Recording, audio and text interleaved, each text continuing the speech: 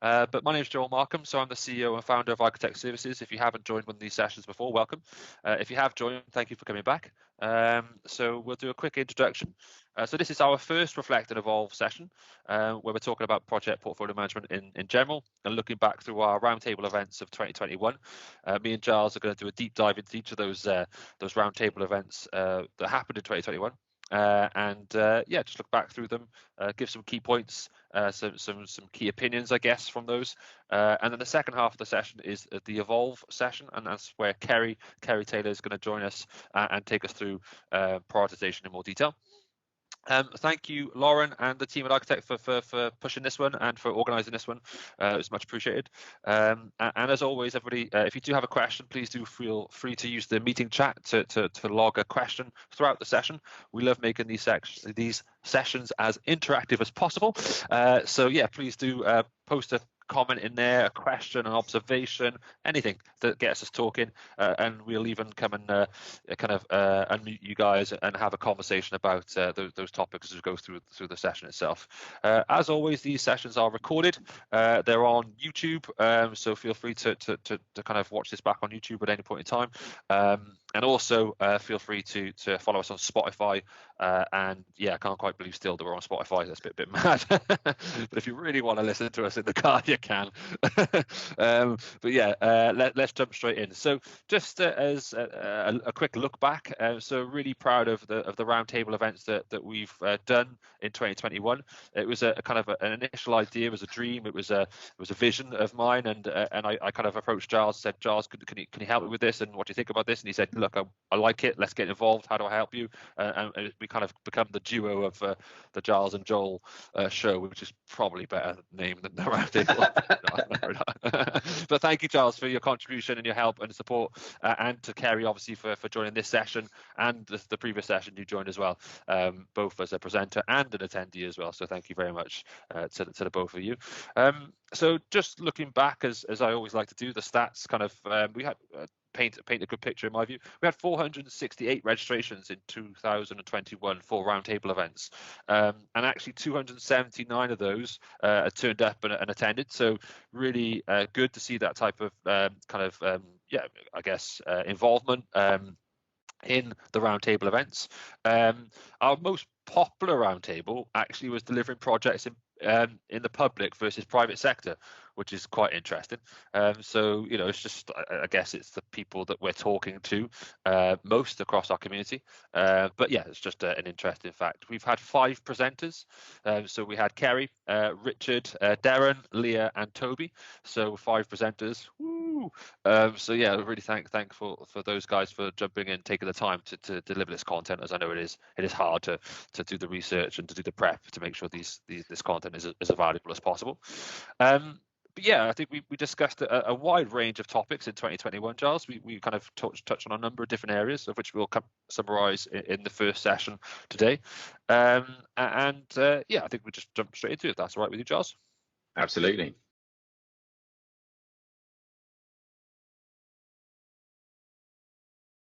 First session we ever did was, do businesses really prioritize? Remember that session? That was the first one we ever did. It seems like an absolute age ago.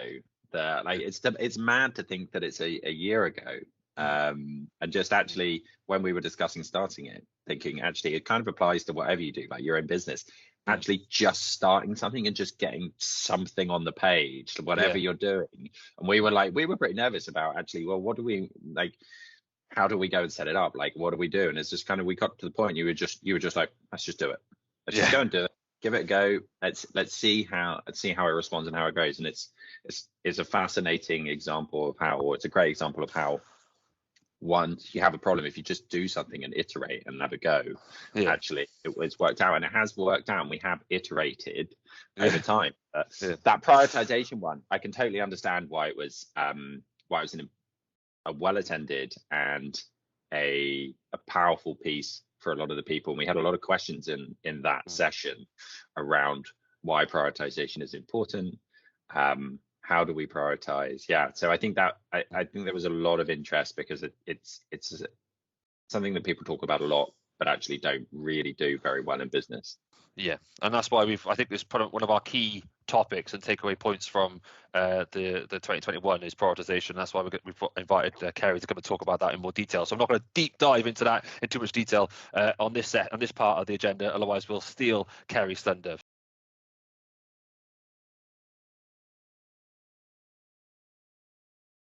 He did a great presentation. I think he really went through the structure of a PMO, and I think it can be, for someone who doesn't work in projects, they can look at the PMO and think, what am I paying for? What value am I getting out of a PMO?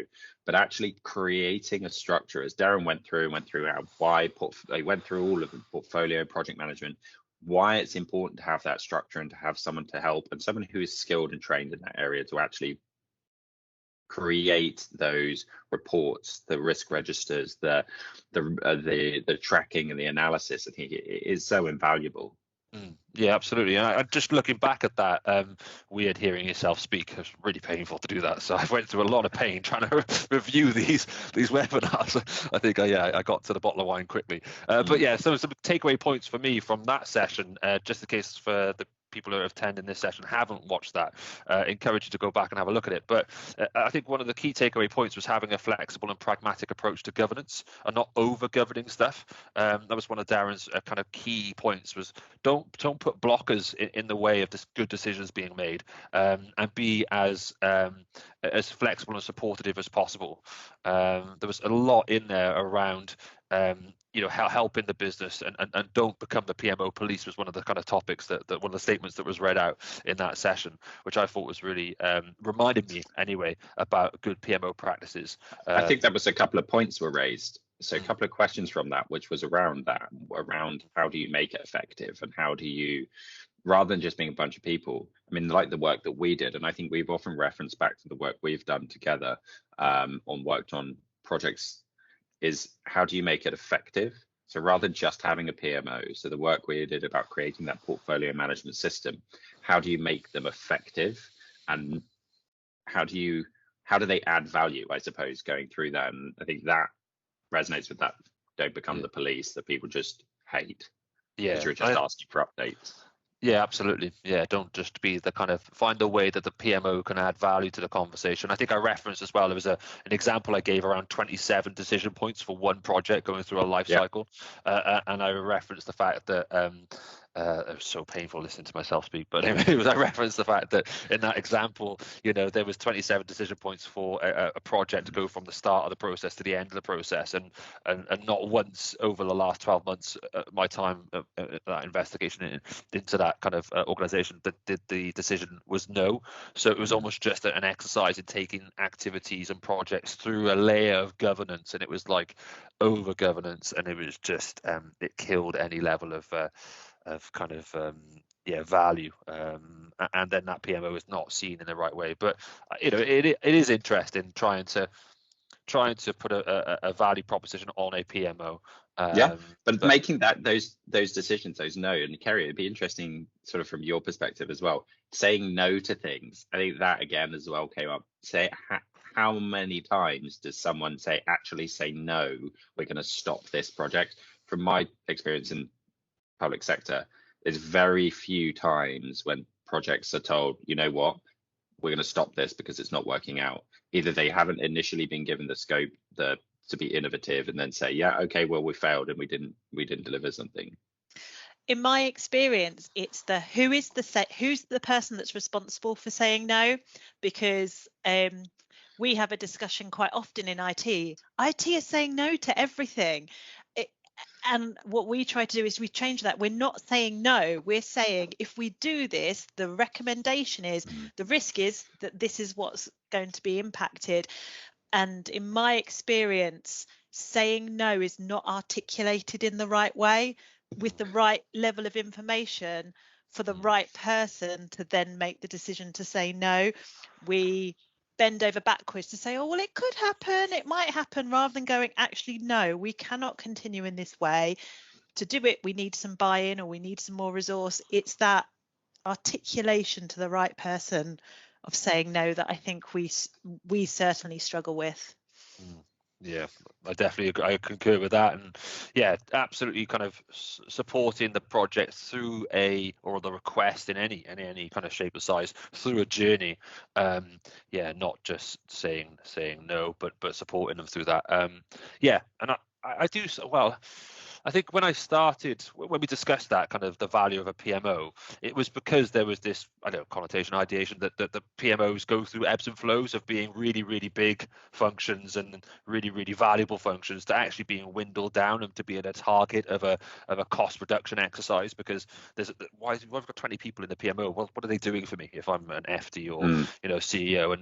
And but I've been less aware of that over the last 24 months, really, just because I haven't been in industry. So I'm more aware of it from what can we do to make them more efficient, and how can we give them the right tools and the right processes and collaborate in the right way. So it's an interesting point.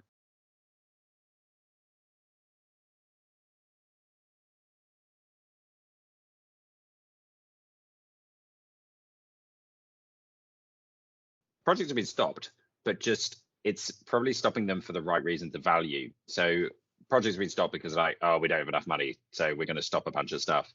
But it is interesting to look at your comment and see it based on scope, cost, and schedule. So they sound like the project has been assessed, and then it has been stopped because the project isn't delivering on the value that it's supposed to be delivering. So that's definitely the right way to go about deciding projects. Yeah, absolutely. I think that's a great. It's good to hear that it does happen. Well, we know it happens. But it's good to see another example where it does. Yeah, on the contrary, I have seen many organizations where it absolutely doesn't.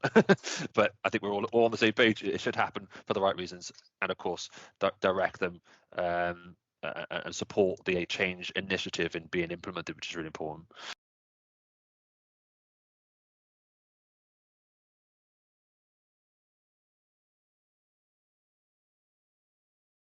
The difference between delivering projects in the public sector versus the private sector. So Richard Evans, so my ex-boss at Babcock International Group, who came on, who was at the time working for the Ministry of Defence and still is. He joined us and he gave us a perspective, I guess, on the differences in delivering change and projects.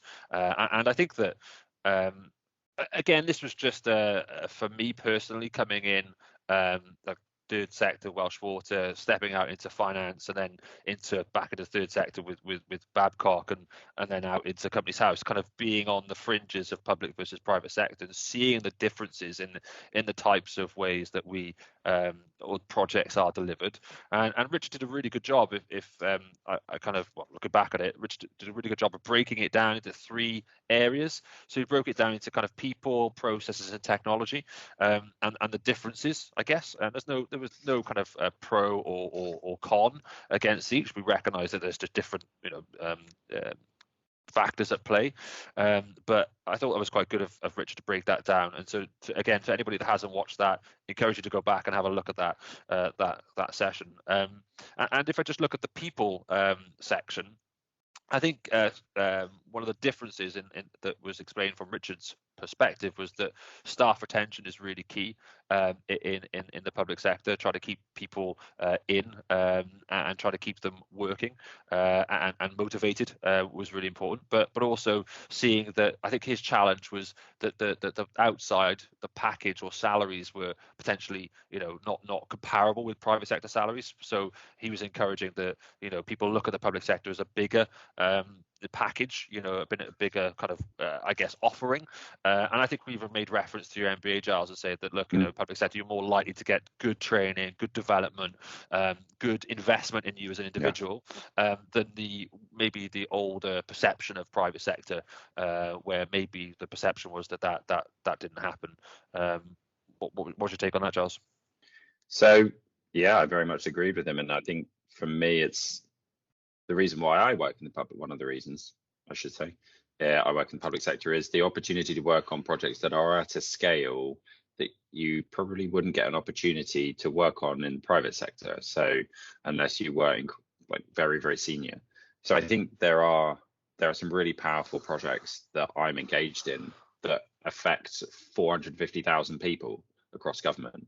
So I think there's a bit there. Doing obviously a public service is really important. But we have this conversation a lot about retention and recruitment and providing people with an environment that makes them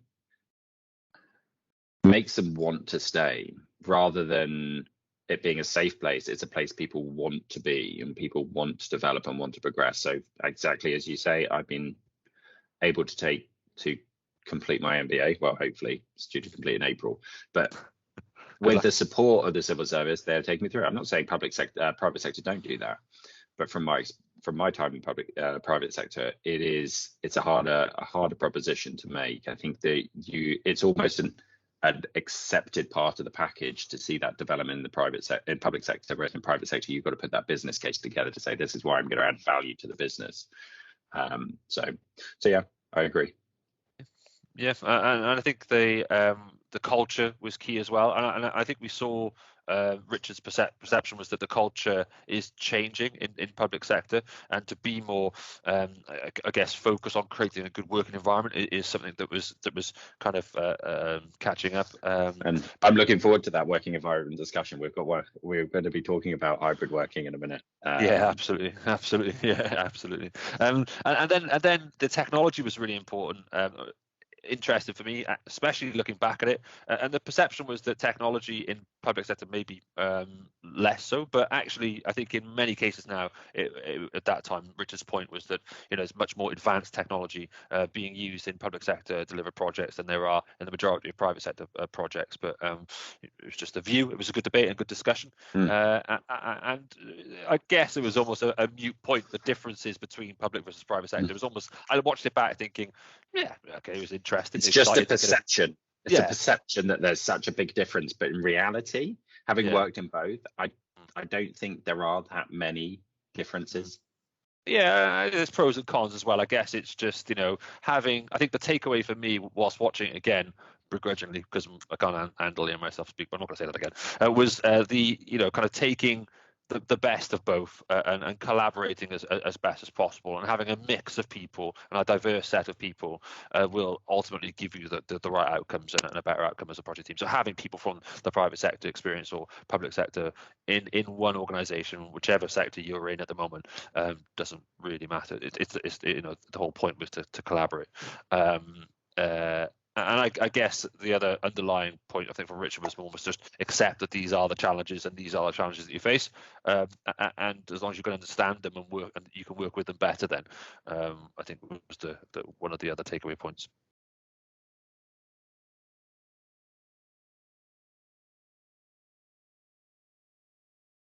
Her experience, so working in civil service, and actually I worked very closely with her. I was working very closely with her team across government to look at hybrid working, to look at how we were structuring our return to the office, how we were changing our infrastructure, how we were changing our working practices. And I think we said that actually potentially this year we would do a return with Leah to see how things have changed and see how we have gone from then to now, which I'm really, really keen on to see. Actually, at the time, we were right in the middle of it, and we were still trying to work out how do we actually function well. Yeah. So it was, I think it was still trying, we were still trying to work out what was acceptable, what was right. And I think now we're in a totally different position where businesses are trying to make decisions on their own infrastructure, on what they want going forward without the pandemic, which is a super hard decision. And you see some polarizing, we've all seen some polarizing decisions by different companies on how we would actually, what the future is. Yeah, and different governments as well. If I won't go there. Yeah. Can we have a meeting? Can we meet face to face? Yes. Yeah. No, yes. No. I'll move on quickly from that one. But yeah, I think the overarching opinion when I read it, when I listened back and read and wrote down my notes was, is hybrid working the new norm? Yes, it is absolutely, unequivocally the new norm. We are going to be working in a different way. We are working in a different way now to any other way we've worked before, and that's as a direct result of the pandemic, of course.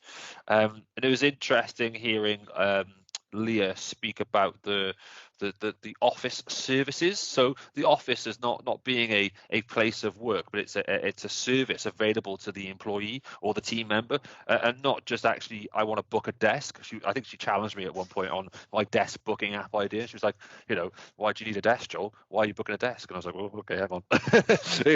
Do you need a collaboration space? Do you need a pod? Do you need a kitchen table? What are you doing in this session? And I think that's it reminded me that we've got to look at the workplace, the workspace, as a different proposition to everybody going into that environment now. And funny enough, iCoHub for us has become that naturally, probably in part from that session, where it is a much more collaborative space. But it's a challenge for employers to make sure that they provide that space for the employees. Right. And again, she referenced a study that was talking about people wanting to home work or not.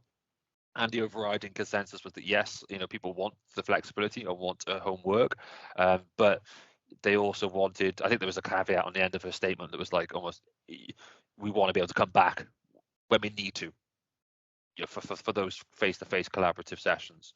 It was a really exciting. Kerrie, how are you doing it? Well, that's a good question. Well, it's tricky at the moment. We had a two-phase kind of get people back to the office. The first one was use what we've got and just get people in a safe way. And the second phase was how do we develop an office for the future?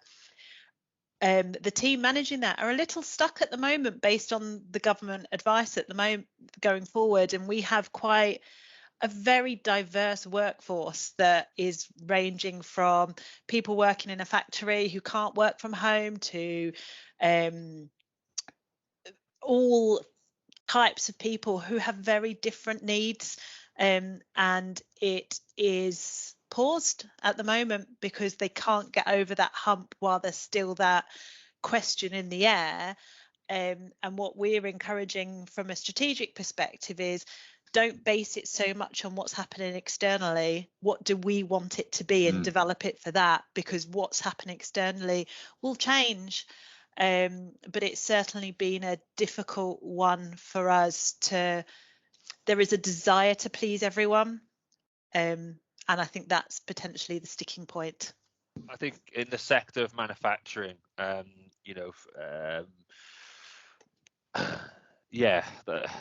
those type of sectors are going to struggle, right? They're the most complex to get to a hybrid state of work, because you have got jobs that need to be done physically, on a plant, on a production line, whether it's, making tea or making a car, you're still going to be there, or servicing an airplane engine, you're still going to be there to do an element of human, interaction, intervention.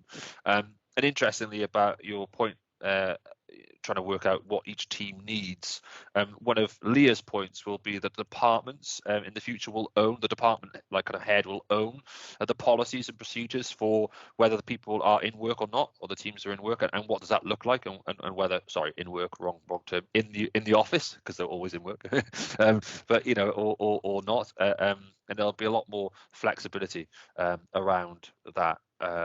And a lot more ownership delegated to the department heads to say, actually, this is what my team need, so this is what you need to provide me, estates or facility management, as a service, as an offering.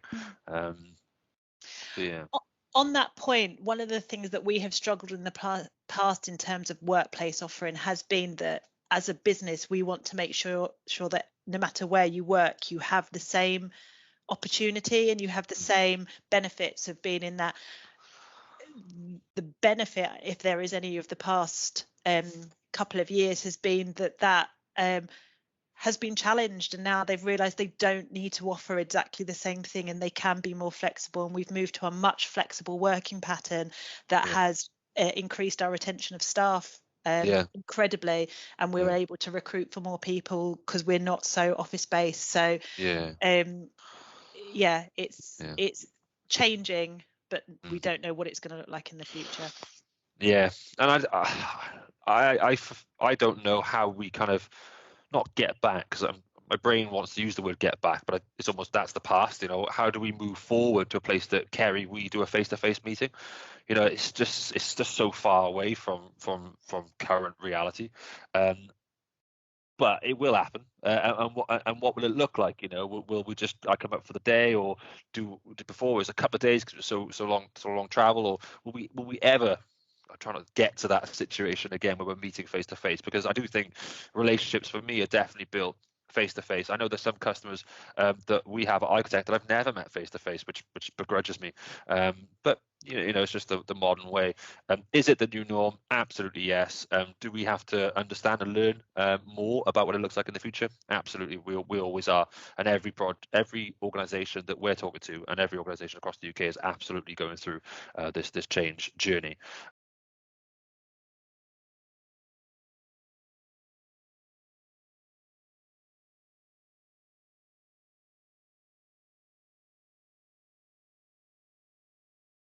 Go back to the office. So I think if we're going back to the office, what is the impact? So for me, when I go back to the office, the commute time, the time in the office, is the office space right for the people there that I need to see? So there's a few times I've been into the office, well, actually quite a few times, so there's very few people that I actually need to see.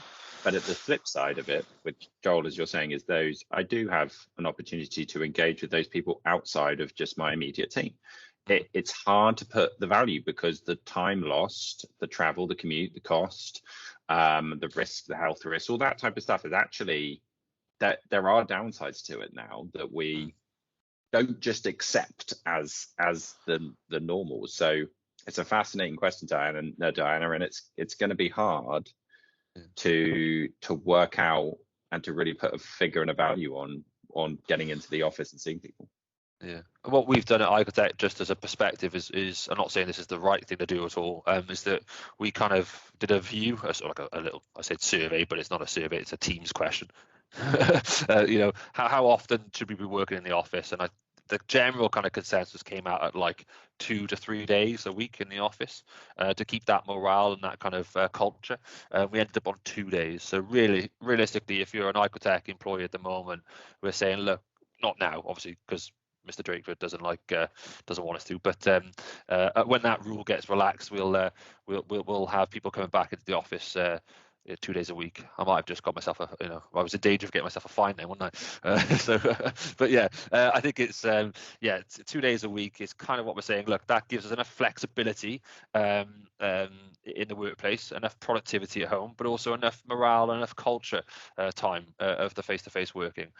But absolutely, I think are you more productive at home, or do you just work longer hours? I think that's a massive conversation. I agree. We could talk about for hours and hours on end. Let's not get in there. Yeah, I just think I just don't know. I think for it's type of roles, my last spin is that for me, as a manager, I guess, of a team of people, yes, I go into iCoHub sometimes, and I probably don't sit down at my desk until 11 o'clock because I've actively gone over and spoken to people, caught up with the developers, talked some tech stuff, had a joke and a laugh for a couple of minutes, just kind of keep that culture going, and because I care about the people and interested in what they're doing, and but I look over someone's shoulder, like a developer, I look over his shoulder and be like, oh, what are you doing there, Matt? So it does distract you. You could argue that is decreasing my productivity, but it's a whole balance, and I think we should discuss that one in 3 to 6 months time, Giles. Yeah, it's an interesting, just as an aside, I felt a bit awkward going back into the office and talking to people, because it's been so long. When I go into the office, it's when you meet new people, you're kind of, there's a whole new social etiquette now, which I find bizarre.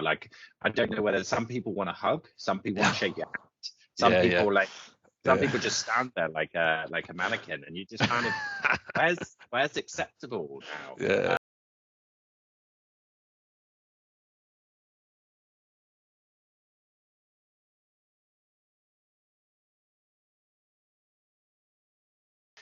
Connectivity, I agree. I think it's difficult for you to build a relationship over a Teams call or a Zoom call.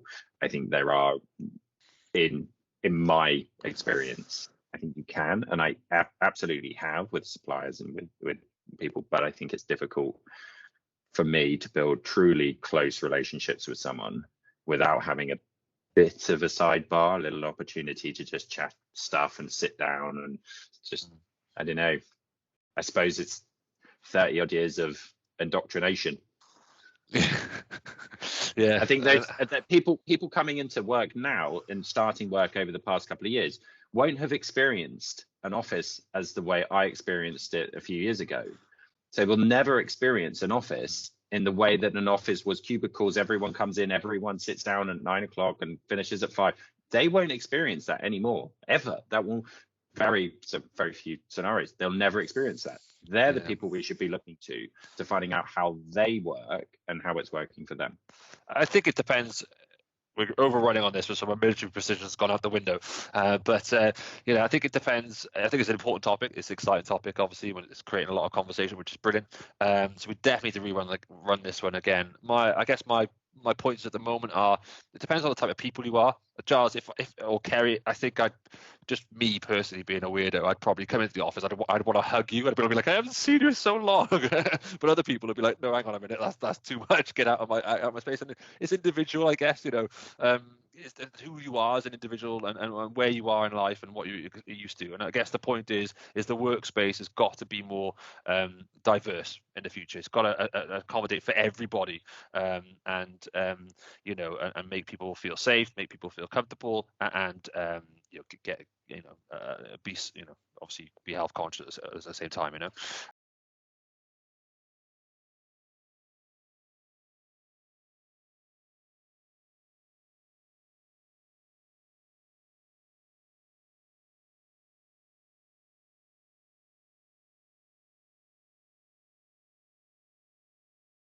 I have caring responsibilities. I love being able to see my son. I'm a relatively new parent. I love being able to see my son in the evening. If I was working in the office, I wouldn't be doing that.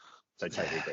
Yeah, well, wait until he's a bit older, mate. When they're like 2, 3, 4, and 9, and then you're like, office is the king. He'll love the office. It's either office or get battered with a PS5 remote by a 9-year-old, 10-year-old son. So yeah, that's what I mean. It needs to cater for everybody. But let's move on. Thank you everybody for your contributions, your comments, and your input in this space. Yeah, absolutely.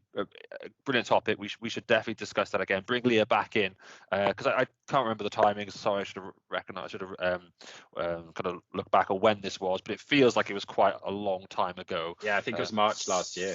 Yeah, so definitely let's do a March kind of 2022. Hybrid working is of course the new norm. How do we benefit from it? How do we utilize it and go from there? And we'll get everybody back involved in that session as well. So thank you everybody for your points on that one.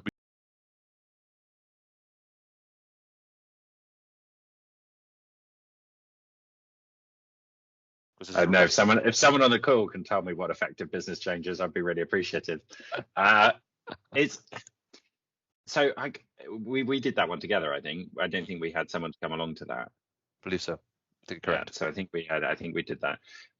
Again, it comes down to a lot of things. I think we were looking at transformation. I think we were looking at actually how do you measure it? What are you trying to achieve? I think setting those. What we're trying to what I was trying to get at was actually how do you measure the success of what you do? How do you realize that business change? What is it? How are you measuring that? And I think it linked to our presentation on innovation as well. Like, how do you innovate? How do you do that change? How do you measure the success of it? From my experience, a lot of organizations struggle with benefits realization. Either it isn't done or it's done in a sort of a haphazard way.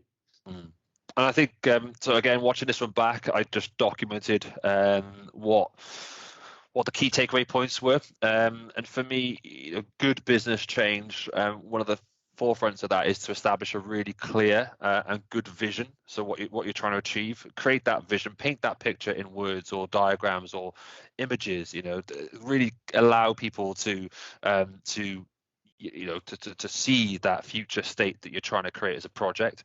And if people can see that vision, you can communicate that vision, then you've got a good start off of 10. Involve people, of course. I think it was the points were raised and discussed around involving multiple stakeholders from across the organization in any level, and not just in the direct kind of scope of your user group either. Bring in people from outside the user group and ask them exactly what they want from the service or the project or the outcome. That was a key point that was raised. Plan for it. So make sure there's a real good plan in place, and make sure it's simple. I think we discussed that the million-line project plans for change management and just scaring people away and not having a good coherent plan. The next one on our list was communication. It's a long list. Sorry. The next one was communication and having different channels of communication, especially when you're delivering projects to 400 plus users. You need to have different types of communication in terms of even WhatsApp now has become more popular, isn't it? So using WhatsApp for communication channels. The next one was celebrate success. So positive messaging when you're delivering the milestones or achieving the milestones as a project. Celebrate that success. And then the last point was review, repeat, improve. That was my last note from the session. Anything else to add, Giles? You must come on, add some more stuff to that horrendous stuff. Cassandra, Cassandra's come put a point on the chat, and I was just responding to it. But clear objectives. I'm a big fan of OKRs. Setting clear objectives that could be tracked and evaluated. I'm also keen on that being transparent, so being able to see not just your own objectives, but seeing how they work. That's why I like OKRs, because then how they track up to the operational and the organizational objectives. So rather than you being like, you're going to deliver this project. Did you say AKRs? OKRs. OKRs. Could you summarize that for me? That sounds like an MBA. I'm glad you asked, Joel. Objectives and key results. So essentially, what you're trying to do is you set your objectives, and then at a high level, and then you basically filter down in a tree, so people can see at a lower level where their work is being, how their work is affecting what the company is trying to achieve. So Google do it very effectively. They do it per quarter. They turn around and they say, actually, what are our high level objectives? They're all shared across the entire company, because then you know that if you're at my level working in an organization, you know how your work actually impacts the business and how you're adding value, rather than just being a cog in a wheel. You create that transparency in those objectives. So really important for me is including, and you include the people in your team in creating those objectives and key results for that sort of essentially like that tree that leads up to the top, and having at the top just having a 2-3 objective, not having this big long list of 10 different things you're trying to filter into. Just have 2 or 3, and then that's what you're working towards. That's what I like, and really like Cassandra's point. That's really interesting. Really interesting, Joel, because I've never heard that term OKRs before. We call it line of sight, and it's one of the things that I'm talking about in prioritization and how that can tie in. So it's really interesting to see. I haven't run away. Well. I am coming back. Yeah, that's the new culture of hybrid working. Is that run away thing? I do it quite a lot. Well. There we go. I have to do it like that. Measure what matters. Yeah. That's great book. Okay. If you want to know about OKRs, measuring what you're doing and giving people transparency, it's a great book. Okay. See, Giles is just the book recommendation. Wow, it's my MBA. It's the worst thing. It's my MBA. It just forced me. Is it? To just read far too many things. I'll just attend these sessions for the next year, Giles, and just get the snippets from you, mate. That's I'll walk away. Read the back of the book to you. It's fine. Thanks, mate. Thank you. So yeah, OKRs. I've not heard of that either, but I get the principle. Brilliant. It kind of reminds me of a balanced scorecard in that kind of model, but balanced scorecard is more of a KPI metrics. But balanced scorecard, a great way of measuring things. I think that you're absolutely right, Joel. And there's another good way, but actually giving that clear, measurable what you're trying to achieve and why you're doing it. Yeah. So business change, trying to stick back onto that topic, it is really important, but of course the celebrated success. So OKRs, objectives and key results, is a good model for kind of, I guess, communication, establishing the vision and seeing what part you play in achieving that vision. And that can work from an organization like Google, as Giles says, all the way down to a project to roll out the new hybrid working office management approach, or whatever it needs to be. So yeah, that was a really good session. Definitely enjoyed that one.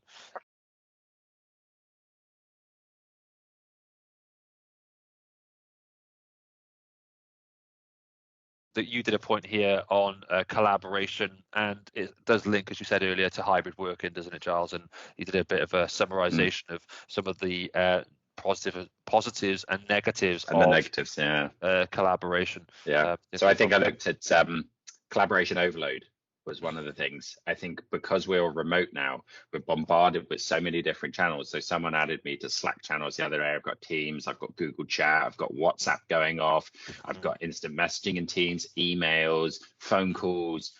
It's there's no time. Like it's can create sort of the things I sort of focus on with career derailment.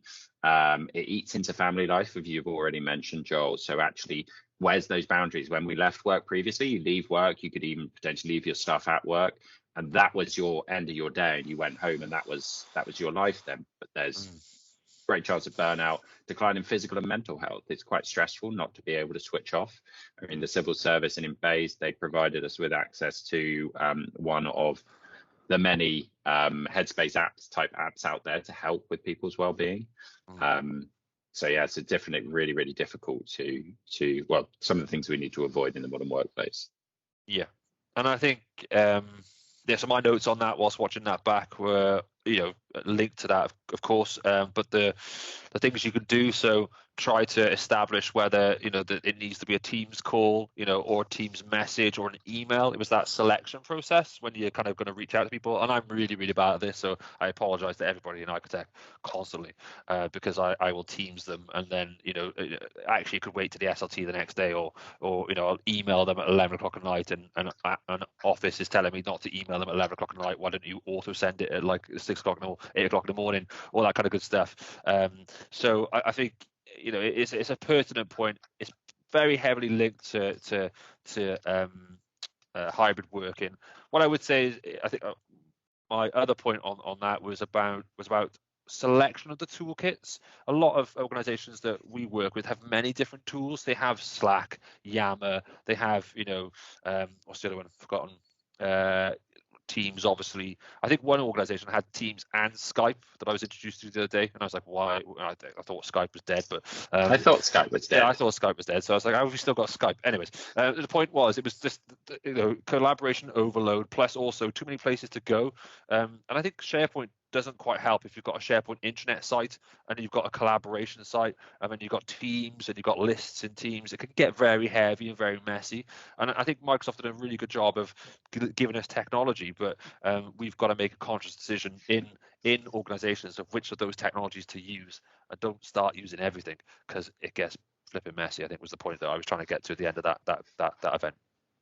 Yeah, and I think they are beginning to help as well with the analytics that they provide to you. So the My Analytics, the business. So there are tools that they use to then promote better working. Yeah, yes, there are. There's a few things in there that work, and there's more coming in that space with Viva, Microsoft Viva, and all the other technologies that are coming down the line. So watch this space.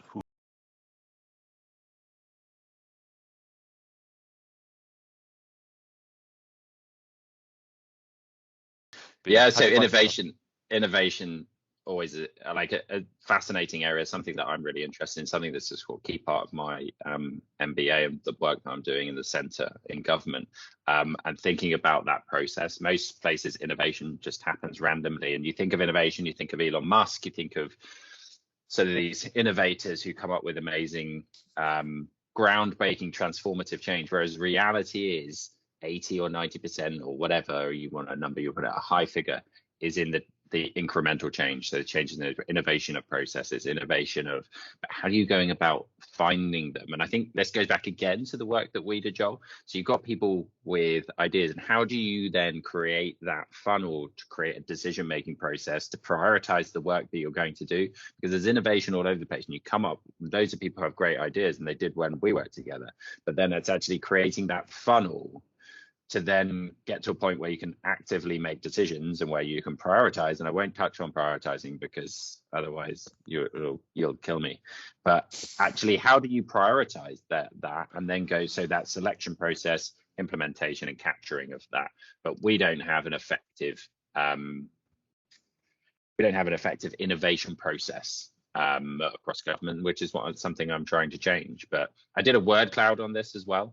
So things like task, digital business, time, goals, budget, plan, portfolio management, all of those strong words that come out from portfolio management, and how we are driving using digital to change the way we do portfolio management. Yeah, it was an exciting call, exciting event, and I think when I listened back to it, my point was about benefits management, and how I didn't feel that you could quantify innovation without the tracking of benefits, and I think I got on the high horse of we always put BAs on projects and have analysis done in a successful project life cycle. They have requirements up front or throughout it, and if you're agile, but how many of us, or how many of the kind of community, especially in my experience, utilizes benefits managers and benefit resources to go and track, quantify, measure the kind of benefits of these activities, and I don't see that happening a lot. And I think I explained the kind of P3M3 maturity model, and that benefits tracking is always at the level 5 of that model, whereas it should be addressed at very early stages. Granted, it's a hard thing to go and quantify and address, but I think yeah, it was kind of blurred between innovation and benefit management in that conversation, and the coordinated approach. But yeah, it was an exciting event, and yeah, if you want to go and feel free to go look back at that one.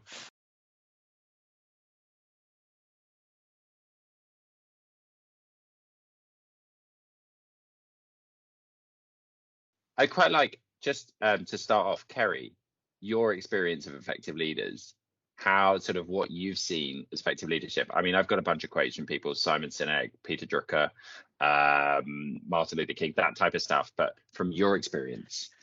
So this is one of my key things from last year that I looked into, and it's that for me, it's the manager versus leader. And one of the key points that sits with me, it's that difference between I'm going to tell you what you need to do, and I'm going to help you figure out what you need to do, and giving people the responsibility and the empowerment for them to do that themselves changes that from they're doing it for me to they're doing it for themselves. And that is so powerful if you can get it right.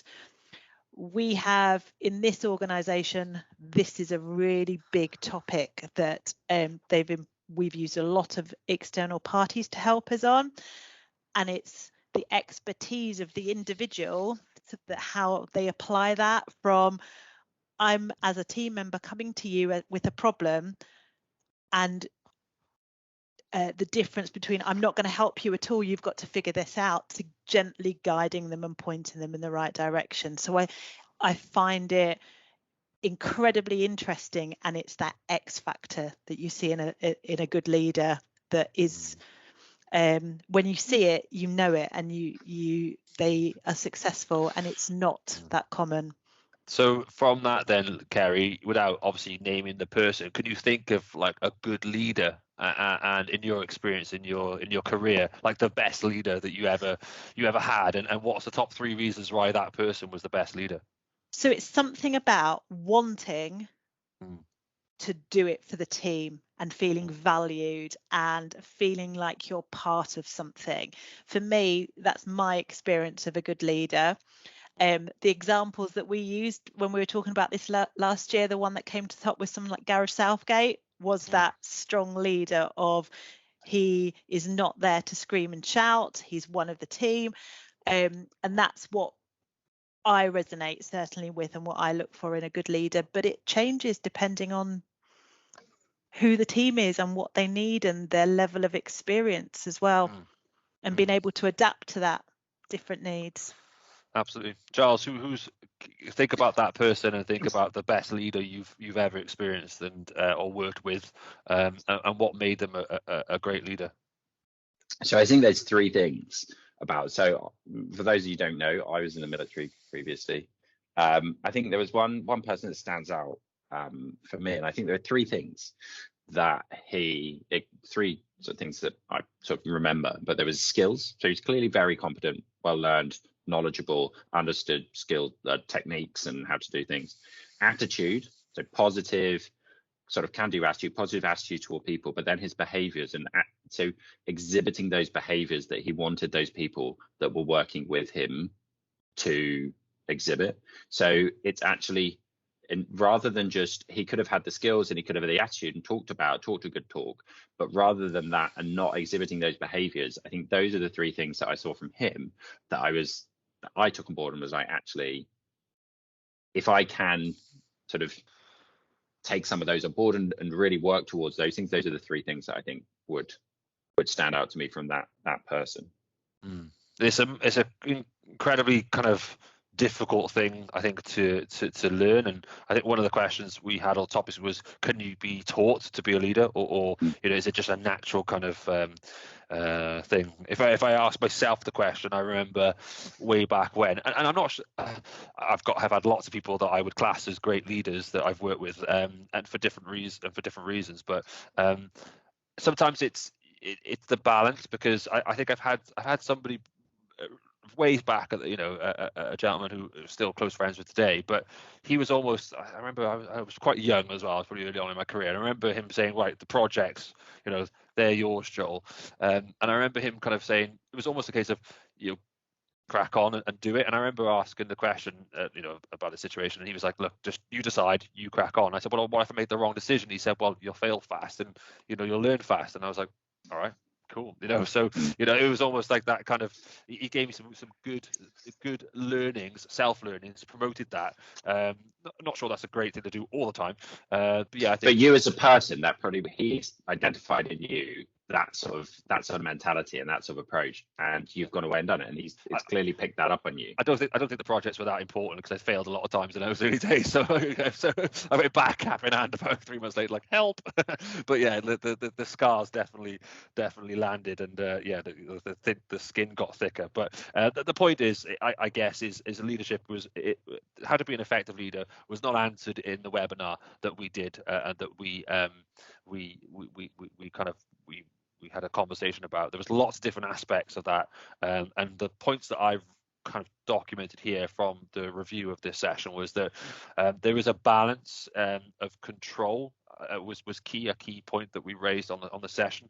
Not too much control that stifles innovation and kind of restricts people, but too little direction as well. So there's a balance there between having control and direction.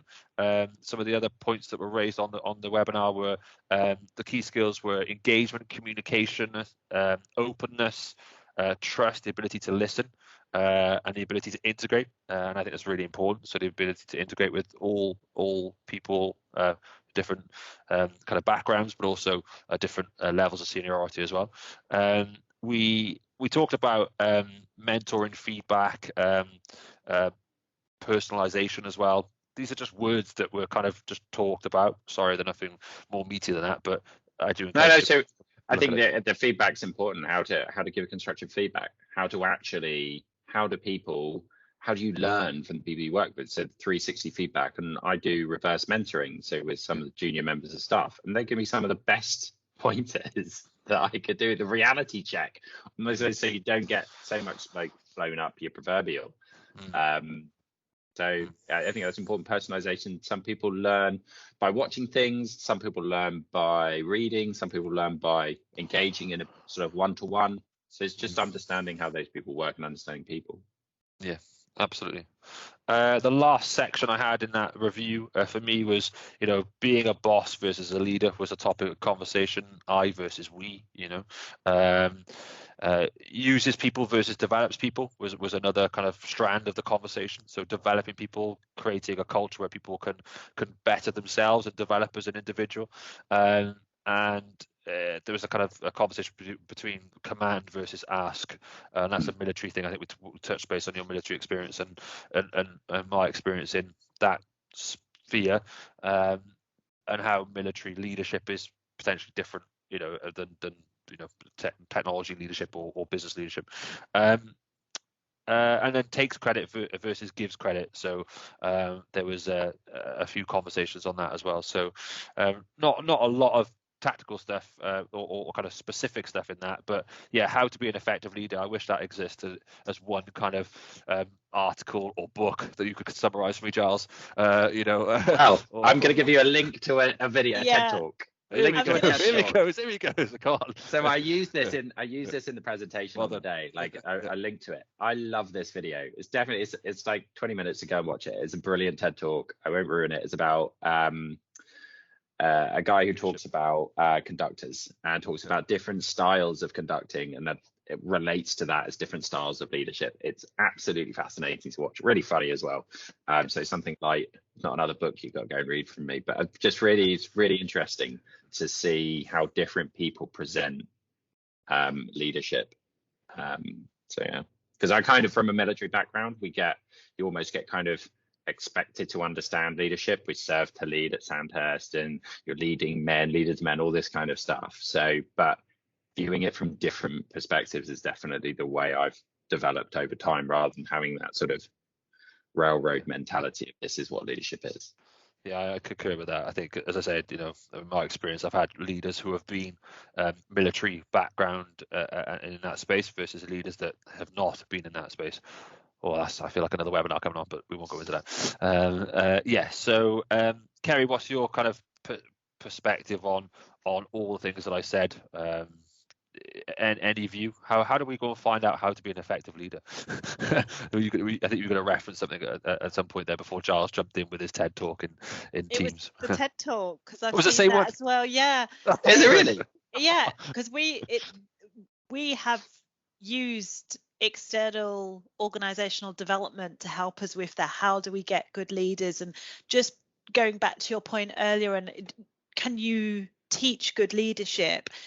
You certainly can teach. There's elements to it, and helping people understand what it takes to be a good leader, I think, is really invaluable, and using that as part of your development of individuals right from the start. Because one of the things I say to my team is I want to do as little as possible, because you guys have all the power, you have the knowledge to do it a hell of a lot better than me, because you're in it, and I want to model good leadership behavior to them, because I think that's the right thing to do to teach the next generation to be leaders. So I think there is something about it in terms of education and training.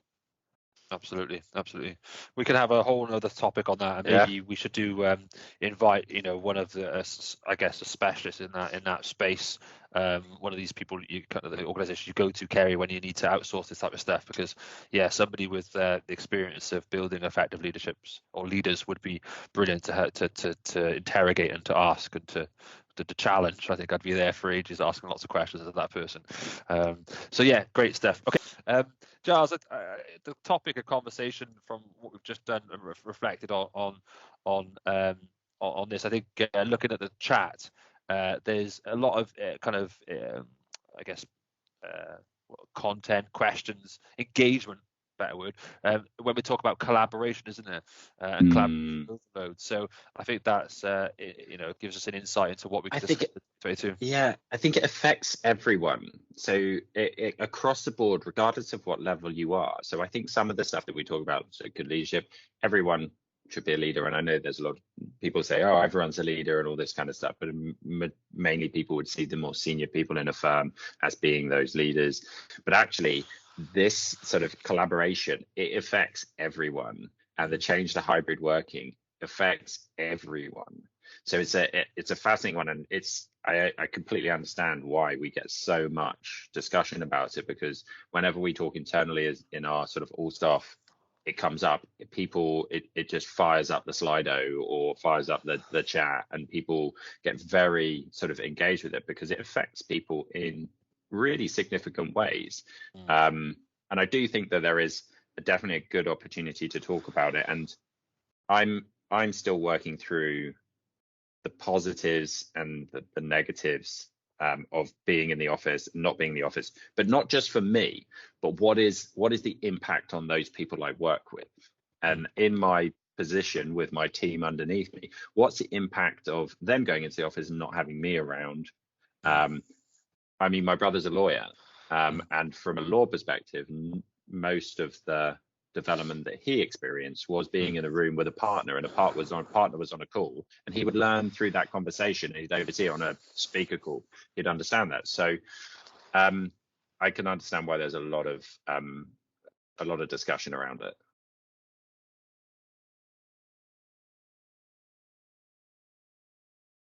So the next session, and the next half of the session, is Evolve.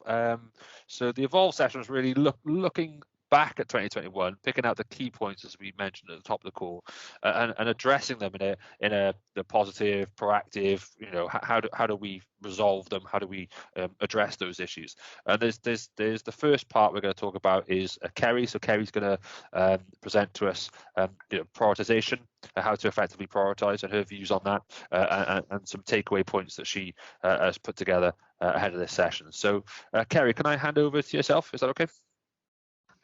Of course. Cool. Not bore you all too much. So just as a bit of an introduction, I work for Betty's and Taylor's. So we are the tea shops that you have a lot in Yorkshire, and Taylor's of Harrogate, who produce coffee and tea, Yorkshire tea. And I've been responsible for our strategic portfolio of change across the whole group. And we have a massive range of projects, from R&D, new product development, HR projects. We have about 3,000 staff at the moment, new machines, construction projects, shop refits, IT systems, applications, etc., which have all been managed previously very separately, in lots of little silos with no overall sight by our leadership team. And that's what I have been looking at over the past couple of years, of how do we give that more portfolio management approach. My background is delivering technical projects mainly, and business change, both customer and client side, mainly finance and insurance. So this is the first position I've had more in kind of food and manufacturing. And I guess I'm a real stickler for continuous improvement. Going back to one of the sessions we had last year, I just think there's so much opportunity we have to keep growing and keep improving ourselves. So things like these sessions with iCoTech really help me to kind of think outside the box and take things back to the team. And make things better and easier for self. As I implied earlier with my team, my goal is to make it as simple and stress-free as possible, because I'm inherently quite lazy. So that's where I'm looking for.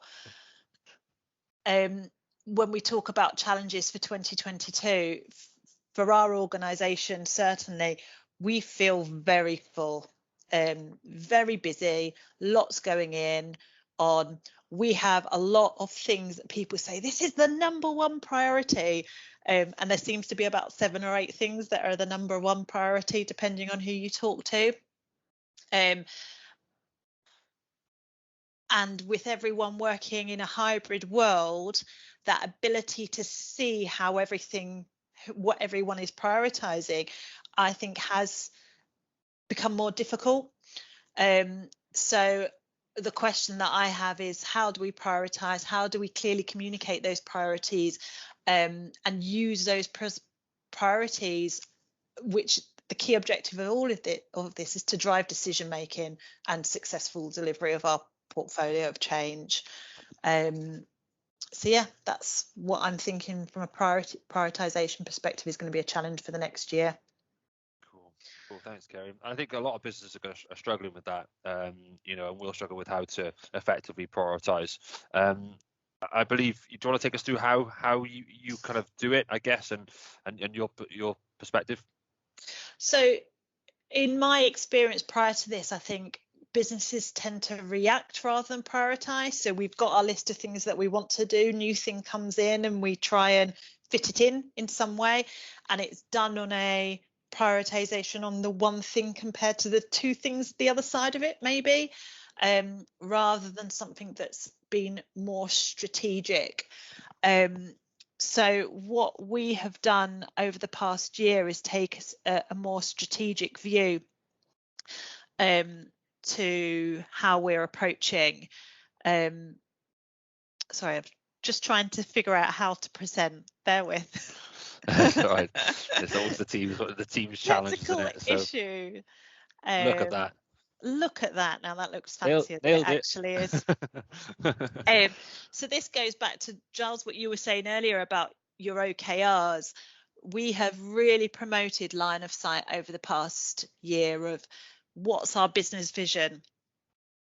So rather than looking at bottom-up prioritization when we have a new thing and what's the business case to justify that, and doing that for a host of activities and to effectively score and pan, we've looked at it more top-down. So we've had really clear visibility of what our business vision is, where do we want to be in the next 7 years, and our strategic objectives to be able to achieve those.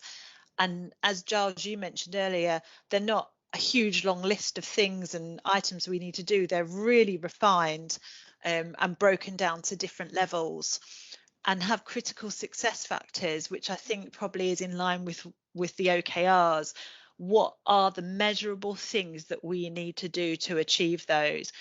And to achieve those success factors, what are the projects that we need to deliver to enable those?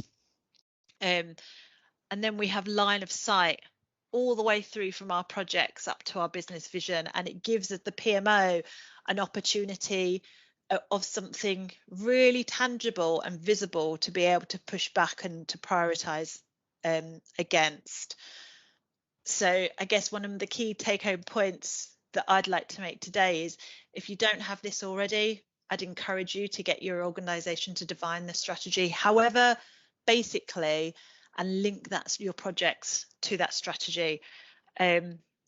Even if you can't get to a point where you can score, I remember having a conversation with Joel very early on in our implementation of Project Online, where Joel really wanted us to get to a point where we could have a calculation that would be able to prioritize. Doesn't sound like me, does it? Yeah, like no. You were adamant. But we're just not that organization, because there's a gut feel and there's a whatever the context is. But having this to be able to go back to the leaders and say, where does this fit in with our vision? Why is this a priority? We shouldn't be doing anything unless it's a priority. Really, really helped us. And then we worked it through.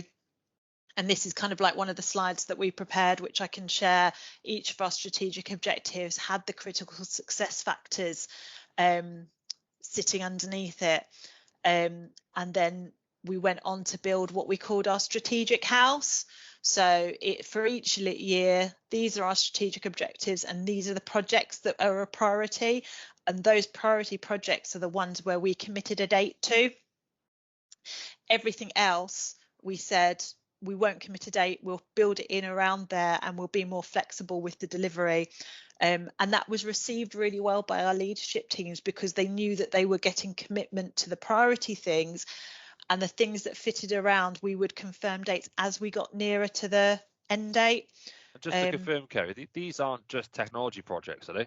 No, so these are everything across the board. So it would be factory implementations, HR projects, new product development, and so on. And there was some things, so particularly in our new product development, we would say, well, they're low priority. Do you know what? They can only go to a certain gate in the development before we do need to commit a launch date. but we got things backed up within the pipeline, as we call it, so that when we had an opportunity, a gap, we had things ready, and that really worked well with our leadership teams. Yeah, absolutely. Yeah, sounds cool. So just changing view, and then the other thing that's worked really well for us is having that shared view of what the priorities are. So rather than it being prioritized in, I guess, silos where HR, these are our biggest priorities, factory, these are our biggest priorities, let's bring those together and work out what are our priorities as an organization, and have a grouping of people that were responsible for agreeing that, and managing conflicts between those priorities. We haven't got it perfect, but just having that group that people look to for direction, who communicate a clear priority and communicate things to stop. So this year is the first year where I've seen we've had decisions that are based on stopping things and accelerating things to allow for priorities to continue. And those messages have, rather than being viewed as negative, or we haven't been able to do this, really powerful decisions of, no, we're stopping things to allow us to protect the things that are priority, and have been received really, really well by the organisation. Does that happen a lot, Kerrie, in terms of the stopping and the focusing in your experience? It has happened a lot more frequently in one part of our business this year, who have got, feels like I'm linking different parts of these conversations.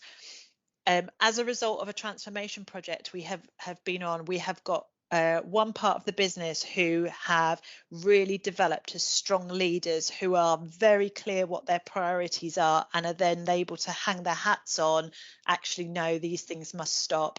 So it is happening more and more, but it's because we have two things that cannot move, and they're massive things. So it has happened. I think as we move forward, and that group-wide, very clear priority, as that is delivered, when we move back to a position where there's a lot more conflicting priorities, I'm not sure whether that will continue, and that's on my watch list to how do we keep that effectiveness in decision making and prioritization. Yeah, it's going to be even more important in this year now coming up, isn't it? You know, we're always changing. The landscape is ever changing, and it will continue to change. And there's no sign of that really settling down. And having that structure all the way, line of sight, all the way from the top down, and to be able to prioritize those projects in any way you can, I think is really really important to have. If you didn't have a strategy in place, how did in your experience that the organization define that strategy? And if somebody's in kind of like a portfolio management role and their board doesn't have a strategy defined, or at least a set of statements or a vision set defined, how would you go about prompting that from a board or a kind of senior leadership team?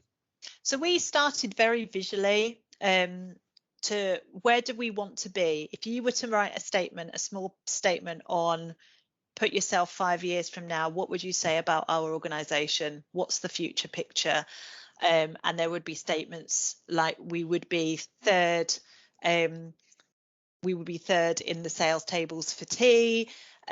We would have brand recognition in at least half of the countries across the world. So there would be very broad statements made about where we saw our vision, and then they would go down different levels. And it started off really basic, and it would break it down to actually, to achieve this is what we're going to do. And it was a lot of going forward. That's too much to achieve in 7 years. Let's scale it back.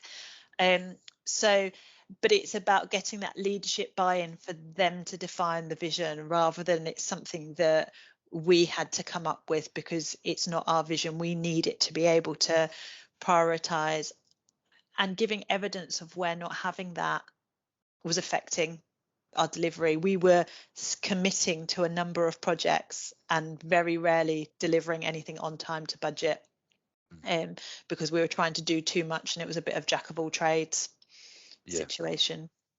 Yeah, absolutely. Giles, in your experience, obviously strategy is a bit different in public sector, right? But the model is still the same, isn't it? The principle, the line of sight model is still the same, and having that strategic link to kind of critical success factors all the way down to projects and prioritization is still the same. I remember when we did a model, I probably asked you the same question as Kerrie, which is, write on a spreadsheet, make the numbers add up. How does that work now in your experience? So I think. Not my spreadsheet, by the way. The art of prioritization in public sector experience. Yeah, the prioritization, from my thoughts, are like, I think within the organization I previously worked in, the digital team was delivering projects for the rest of the business. So it's hard because each business unit had its own set of objectives that weren't keyed in very tightly to the overall objectives of the organization. It was quite difficult to then say, you know what, we're not going to do your project. So it's almost like we were prioritizing in a slightly different way. Rather than towards a strategy, we were prioritizing what we were going to do and what we were going to deliver in order to develop the digital capability within that organization. So it was an interesting way, and I think creating your prioritization to your strategy, but we weren't linking it directly to the overall strategy of the organization. It was how we are going to generate internal capability to then be a better resource for the organization.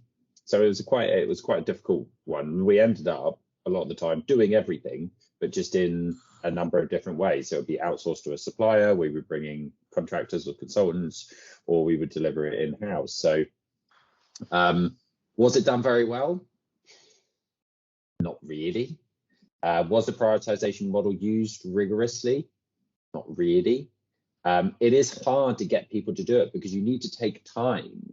You need to be able to have that opportunity, as we work through, Joel, is have that opportunity to sit down and to bring in those slightly more senior people to say, where do you rate this in the priorities? Is it a 1? Is it a 7? Is it 13?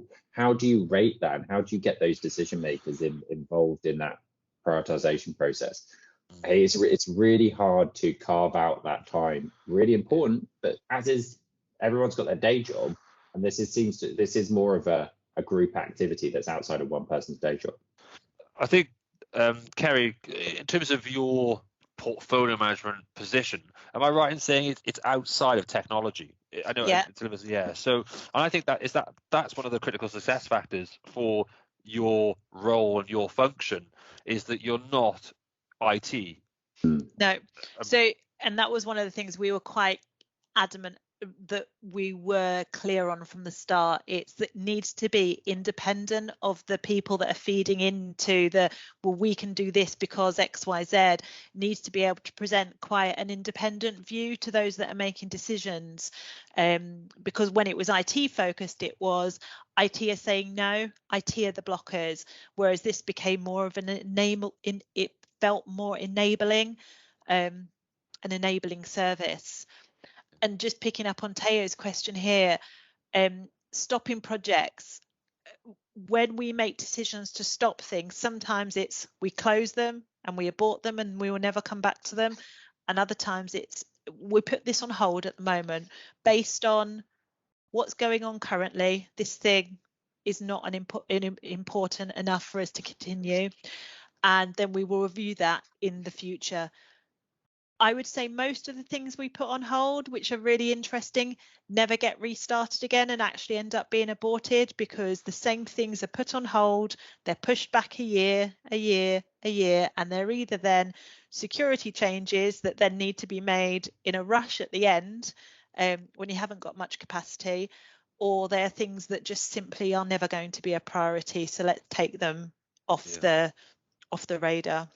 And I think it's a great model to have that kind of portfolio management function as a standalone function in any business. And I've also experienced, like Giles said, where, I think we called it business-led change. I think it was, many years ago in an organization I worked with at the very start of my journey. It was almost like, okay, so IT will do whatever you tell us to do, business, and it was, I think one of the directors even said we should never say no.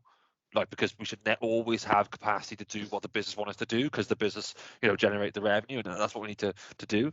But I remember feeling like I was in the PMO at the time, the IT PMO, being pulled from pillar to post and technically we were pulled from pillar to post because we were doing lots of random things. I think at one point there was two or three different providers of the same thing we're in because the business had gone, I want to go and do this, I want to buy this offering and it sits on this service, and I think it's a balance, isn't it? It's trying to find the right model to employ. But Kerrie and the Betty's model of a centralized PMO, not just centralized in IT, but because IT is sometimes centralized, and some people therefore think put the PMO in IT. Having that separate, I think, is an absolute positive and the right thing to do in some cases, not in all, of course. But then strategy, objectives, linking that down a little bit like your OKR, all the way down into the kind of prioritization of those change requests as well. And Kerrie, they're not all projects, are they, in your model? They range of different types of change that you're tracking. Yeah, we call them, they're transformational change. So they're things that we need to achieve our objectives. So we struggled initially with the definition with project, because inherently project is a big thing that needs a lot of a big team to deliver. But what we want to see in our portfolio is things that affect cross-functional or really needed to be able to deliver our strategic objectives, as well as the obvious, they're over a certain amount or they take time. But that's where we felt having a visible portfolio added the most benefit, because somebody can say, hold on a minute, if you're planning to do that, we can't support that until, and that's where we got our really juicy conversations about prioritization. And we had a conversation this week. It's the big things, the big projects, the big programs don't cause us as many issues because it's very clear where the priority of those lay. And the little things can bend and flex between, and they need a lot fewer people. It's the middle size, larger change, small projects that cause us the most problems, because their objectives are often quite key, but they need a lot of people to be involved, and they don't always have a project manager assigned to them. And they are the most common, the most likely to drift. So we are on our journey identifying that those middle ones are the ones that, from a portfolio and a prioritizations perspective, need more attention and need more clearer guidance from our leadership teams to make sure they stay on track.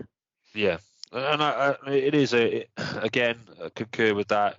Those little, so the middle kind of elements of change, and project portfolio management doesn't really help us as a term either, because it says project portfolio management. Well, it's actually, I like to kind of get rid of the project. It should be portfolio management, and it should be everything in there within a certain degree. Obviously, we call it our strategic portfolio to try and get over that, but it doesn't always help.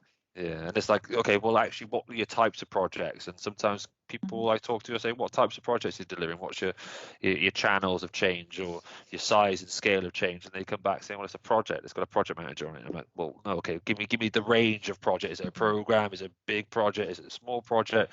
And using that cross-functional map that you guys have developed, I think is important. Actually, if it's a team, facing off into another team to create an outcome or deliverable, then does it need a project manager? No, but should it still be tracked? Probably, and therefore does it link into the strategic objectives? That is, one of the fundamental parts of portfolio management, isn't it? But could I, Kerrie, just one question. If you say, for the people listening on the call, if someone's looking to start this type of process, what are the three things early on that they can start doing that, like that they would start with, like early steps? How do they start incubating this process to start being better at it, prioritization? For me, identifying who are the people in your organization who are responsible for the decisions around what's priority, and making sure you've got a cover for that across the group, and then engaging with them to understand, what is it that makes something a priority? Is it your business vision? Is it your strategic objectives? With that, you've then got your two sides of the coin of who makes the priority and how are they going to prioritize.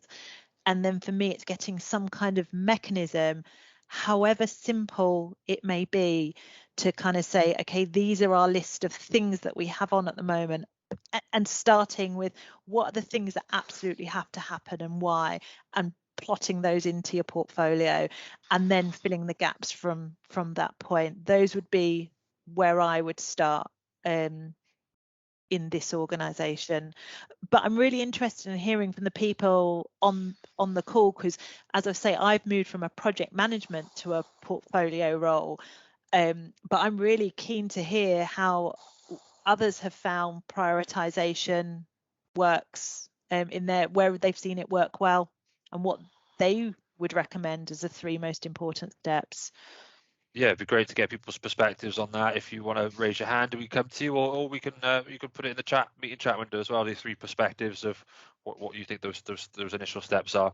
Thanks, Kerrie. I think the next session there, Kerrie, was about was me talking through the how. So I think we discussed it in kind of our planning sessions for this event, where we talk about prioritization being really key for 2022, but also really important as to how we're going to implement the projects that we've actually decided to go and do, or I said projects, I should have said activities or changes that we've decided to do in a modern, a mature prioritization model.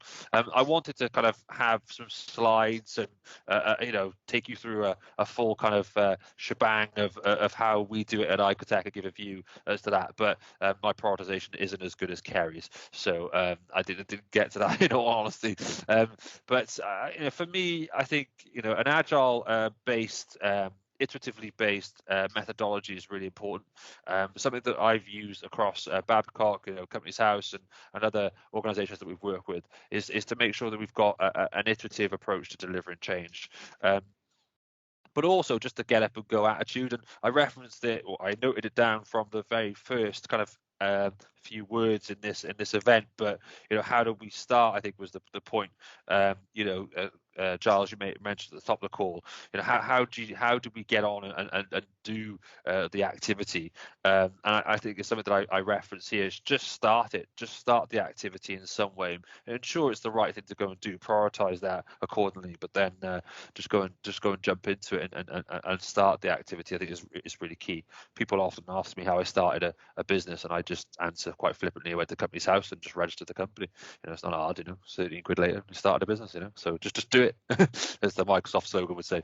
But yeah, so and one of the things that we do at iCoTech is split things into waves. So we break things down into manageable chunks, and again, something that Richard Evans referenced on the webinar that we talked about. So having things defined in waves, defining those objectives at the very highest level, and then another thing that we do, I'm not saying is the best way of doing it or the right way of doing it, but we break things down further into deliverables. A lot of people across the agile community get I guess there's a healthy debate. I remember the days in the pub of talking about a user story and an epic and a point, and oh god, I remember the heated debates over the beers of what's a user story, what's an epic. Just call it something and define it. We call it deliverables. They're tangible kind of things that we can see and we can measure and we can size.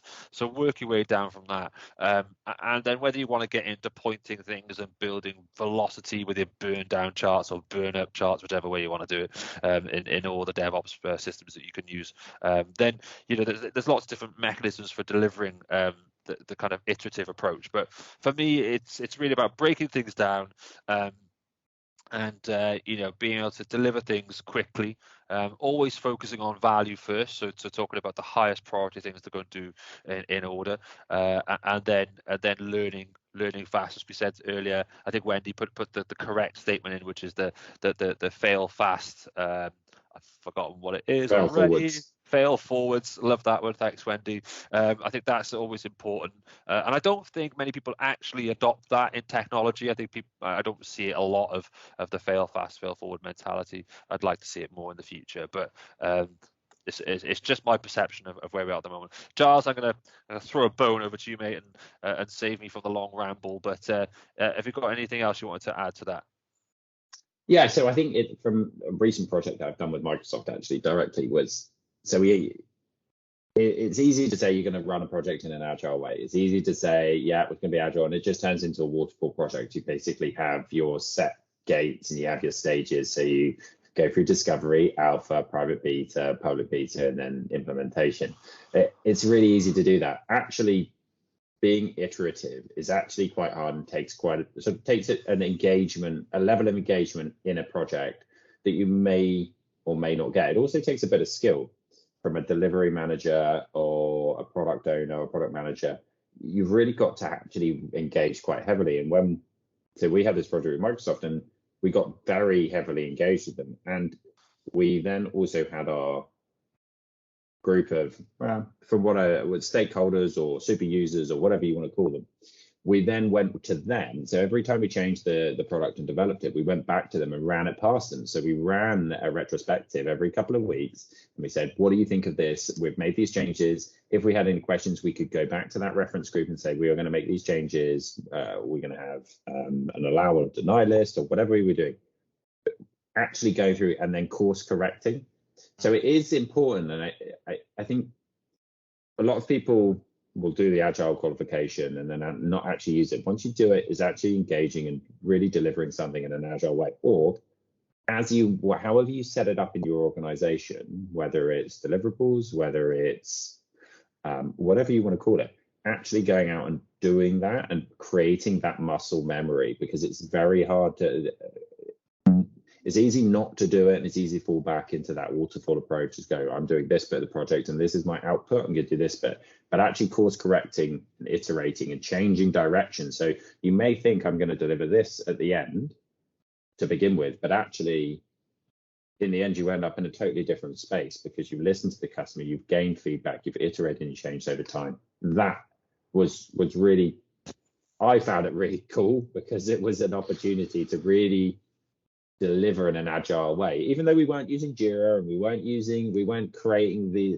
Kanban charts and we weren't doing like all of this stuff. We would fund the fundamentals of iterating and changing, course correcting were there. Yeah, absolutely. Yeah, I totally agree. Cool. Stephen's put a point in here. I think this is back towards prioritization actually. So we'll just be iterative or change request or retrospective, whichever. That's the next stage down for me in terms of prioritization. It's almost understanding what's the business priority. Okay, how do we have the resource and capability? Let's map them through and then figure out what gaps we have to able to deliver those, and then what's left to deliver other things. Capacity is an area we have failed in. I'd say over the past couple of years, we've gone from quite a detailed and very labour intensive process of understanding our capacity and planning our projects in, to really scaling back to an almost winging it approach, which is definitely flawed. But if I was to be honest, the amount of resource that it took to capacity plan versus the issues we have without it, I'm preferring winging it and figuring out as we go along to losing all that time up front. And I think there's somewhere in the middle that is the sweet spot that I don't know yet. Yeah. Webinar, new webinar, yeah. winging, Joel looks winging resource planning. Yeah, I'm like sitting there going, oh, this is a webinar in itself. I'm so intrigued. And I think when I say winging it, I think I'm talking more about gut feel of, yeah, do you know what, we're doing project 1 there, project 2's happening in April and March. That feels like we are okay, or actually no, we've got too much happening in March, we can't do that. So it's maybe I'm underselling the winging it, but it's much on gut feel rather than data and any kind of analysis. Averages and how how much time does a project manager spend on a project, I think is really important. And project managers is our capacity issue at the moment, because it's very easy to estimate, okay, to do a server upgrade we're going to need X amount of infrastructure. How much project management effort's going to be needed? That it's much more difficult because it's so situational based on what else is going on. Stephen, thanks for raising your hand. I've allowed the mic, so you're going to test my team skills now. I think you have to take yourself off mute, and then we should be able to hear you, and you can ask your question or put forward your comment. Thank you. Yeah, I just thought I'd expand on it. Thanks for letting me comment. So we're actually going through a prioritisation piece in the organisation where I'm based at the moment, and I'm one of the programme managers within that. It's all being done very much at portfolio level. And one of the things the stage we're at the moment is we understand what our business strategy is. We understand what we want to do. We understand our objectives, and to a certain degree, we know what the outcomes are that we're looking to achieve. One of the things that's causing the difficulty at the moment, from a resource perspective, that we've listed all of the things we want to do over the next 3 years, but there is a real resource or lack of resource in our IT space in order to be able to deliver what we want to do. So we've got a severe shortage of delivery managers, product managers, and a lot of this is born out of the current situation we find ourselves in with COVID, because people are moving to other jobs more frequently. We've got quite a lot of turnover of staff. So when you're saying you will still continue to prioritise before you looked at your resource availability, that's something that we have done that in that way, but we've now found that we're probably not going to be able to do quite a lot of the things that we anticipated to. So we're prioritising the prioritisation list now. One thing we found, because we've found ourselves in a very similar situation of these are all the things you want to do. Actually, the reality says you're going to be able to do 4 out of 20 of those things. But it gave us a starting point to which then to go back to leadership and say, that's not possible. Here are some options. And we did some modelling around, well, you've rated these things out of priorities. We can deliver all of those, but this is what we're going to need extra resource wise, which was never going to be an option from the option, but it is an option to discount. And then we went through kind of different scenarios with the leadership team to kind of say, well, you could do this or you could do that. And one thing I promoted with the team is you can't pull people out of thin air. And if the evidence the experts are saying work is going to take X amount of time, and we don't have that time, you can't magically fix that. And there's that strength of saying no, but providing alternative options and recommendations, and how that's articulated. That's where the PMO has added value in those situations for us. I think, from my perspective, Stephen, thank you for the question. You've got it depends on what the constraints are, aren't they? In terms of your portfolio as well. If your portfolio is restricted in terms of spend or kind of capacity in that space, you're kind of prioritizing your list of projects, and then you're kind of impact assessing what ones are most resource intensive from which kind of roles as well. And you can go down to the nitty gritty, and where my brain would tend to go to is right, size each of those projects, make some estimations, some assumptions, as Kerrie was saying earlier on the resource size. Is it how much days a week is it for a PM, for a project, a BA at the start of the journey or throughout, depending on what model you're using, and all the other resources in the IT team. And then you can layer on top. Then is this a small project, large project, or medium project, and start to build your kind of enterprise resource pool that's required to go and deliver that portfolio of projects. And effectively, you're going back to an FD saying, in my experience, hey, you want me to go and deliver all these things? And you want me to, then in this priority order, then I'm going to need X amount of FTE in PMs, X amount of FTE in BAs, and testers and developers. And it's almost kind of a chop the bottom of the tree off in that simple model, which is until it says green on the spreadsheet. If it's in that basic kind of term, that's kind of the approach I would take. But yeah, absolutely a fundamental challenge that anybody delivering a portfolio of change is balancing prioritization versus the resource demand. Giles, did you have a view? Well, just going back to my point earlier, you can always, as long as you got, it depends what you're talking about resource wise, whether it's people, whether it's essentially across the board finance, so money, because you can always outsource stuff. So we'll bring people in, contractors, consultants, whatever, to do the work. And I think a lot of the things that we did, we actually outsourced, rather because the structure that we had, it wasn't where Kerrie's was, which is that step away from digital. It was we were providing a service to the departments to deliver stuff. Yeah. We prioritized what we were doing internally, which is fine. We picked the projects that we thought were best suited for us, but the rest of the stuff we would do. So there are options to you can mitigate it, but then that comes down to money. So actually, sort of the ensuring that you've got, if you want to do it in-house, is definitely around headcount resource, but actually there are other ways you go about cutting it up. And I've found across organizations, maybe if they're slightly smaller, and the organizations that I'm working with, there's a lot of duplication of effort, that actually if you can get an idea of the problems across an organization, that goes to the very beginning of it, that hopper that stuff comes in. If you can get an idea across all of that, you can then start sort of pulling problem statements together into themes, and then you can start addressing them as a group rather than each individual one being a separate project, so that reduces your requirement for resource.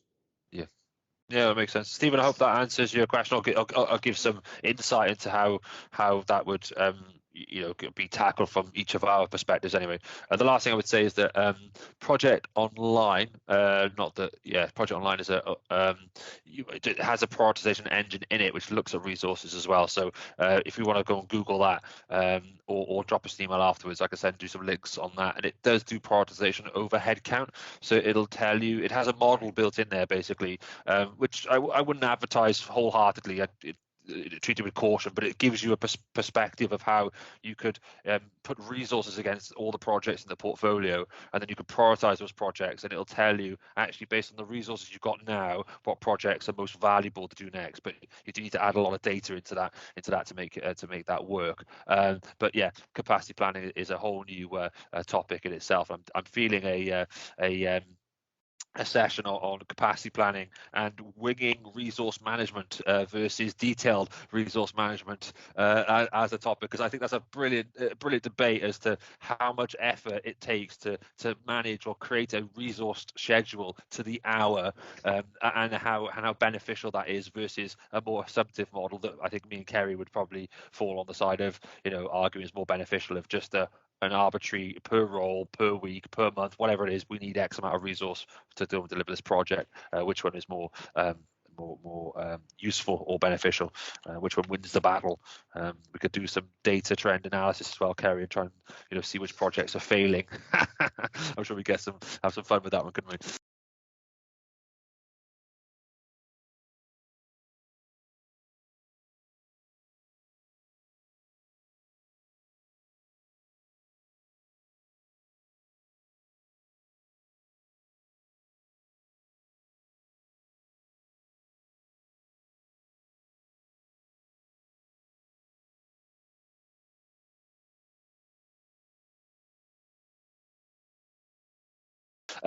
Just picking up on that, Joel, yeah. I think you've hit the nail on the head there, John, about the inconsistent planning in our organisation. That is one of the key blockers to effective capacity management, because a lot of our change is not managed by change professionals. It's managed by people as part of their day job who are not planners, and that limits how much capacity planning we can do. But I think that's a really good observation to put into your next session, Joel. Just land yourself in the next presentation, Kerrie. We'll give you a break for a while. I promise. Thank you for everybody's comments, much appreciated. Okay, so we've got a couple of minutes left, probably a little bit too short of time to jump into another topic that we had on the agenda, so we'll leave that one for now. But I just want to say thank you to Kerrie for jumping in and doing this presentation, much appreciated, and to give us your view on prioritization. Agile working, I'll do a better job next time, I apologize, of explaining our kind of methodology to how we use an iterative approach, and I'll do a better job of prioritizing based on Kerrie's prioritization model to put my slide deck at the top of my list for that one. thank you, Giles, for supporting as always. I think. Yeah, as always, these sessions are recorded. They're on YouTube. We are on Spotify, as I said at the start of the call. You can follow us on LinkedIn. And follow myself, Kerrie, or Giles. Connect with us on LinkedIn. If you have any other questions, please do feel free to email us at info@icotechservices.co.uk. In the art of iterative ways of working as well, we're always open to feedback. So if you think I'm rubbish, please do feel free to put an email into my inbox. It'll thrill me, but if you could provide me some constructive criticism, that would be much more appreciated. And I'm sure there'll be plenty of those coming up the next couple of weeks. But yeah, no, thank you for joining. We hope you found the session useful. And yeah, look forward to having plenty more roundtables in throughout 2022. All right, so I'll bring it to a close a couple of minutes early, if that's okay with Giles and Kerrie. I think it's just a natural conclusion. Didn't want to deep dive another topic, otherwise we'll probably overrun a little bit, if that's all right with you. Interestingly, Kerrie, my lights turned off, so I'm gonna have to stand up and wave around. But I'm really impressed with your agile, iterative, light changing halfway through a webinar. That's just to be congratulated. But yeah, thank you everybody for joining the sessions. I hope 2022 is a step forward to 2021 for everybody in all facets of life. But yeah, stay safe, stay healthy, and thank you very much for attending. We'll see you on the next one. Cheers, everybody. Cheers, thank you, everybody. Bye bye. Thanks, everyone. Bye bye. Cheers. Bye bye. Bye bye.